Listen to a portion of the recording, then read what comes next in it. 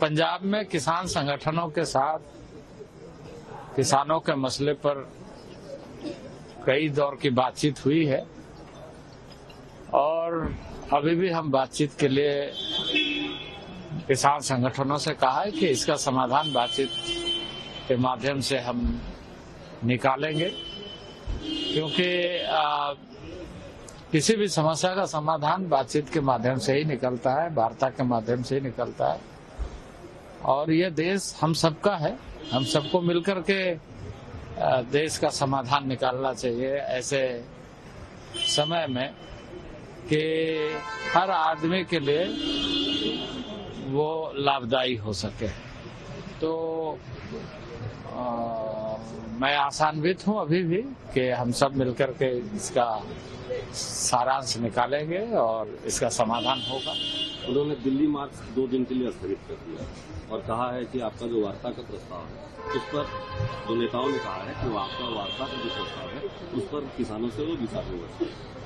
नहीं, बिल्कुल। देखिए, मैं तो कहूँगा कि हमारे जो कई राउंड की बातचीत में बहुत सार्थक भी चर्चा हुई है कई मायने में, लेकिन कुछ में सहमति पर और ज्यादा मेहनत करना पड़ेगा दोनों तरफ से, क्योंकि भारत सरकार प्रतिबद्ध है किसानों के हित में काम करने के लिए और काम कर रही है।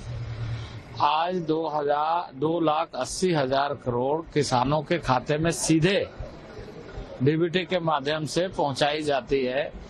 वो इस दृष्टि से कि किसान का सम्मान और किसान की आवश्यकता और किसानों के माध्यम से जो देश का अन्न भंडारण है वो बढ़े, और वो बढ़ भी रहा है। कई वर्षों के आंकड़े को अगर देखेंगे आप नरेंद्र भाई मोदी जी के नेतृत्व में, तो पहले के तुलना में इस शासन में 333 मिलियन टन तक हमारा अनाज बढ़ा है। उसी तरीके से हमारे सब्जियों की खेती में, हॉर्टिकल्चर सेक्टर में बहुत अच्छा, यानी सभी सेक्टर में।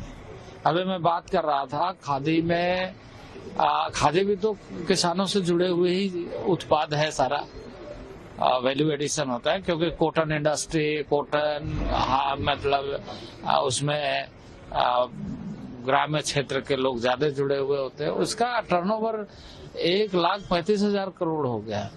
उसी तरीके से कई जो कृषि सेक्टर से जुड़े हुए एलाइड सेक्टर है उसमें अच्छी प्रगति हो रही और उसमें लोग जुड़े हुए हैं।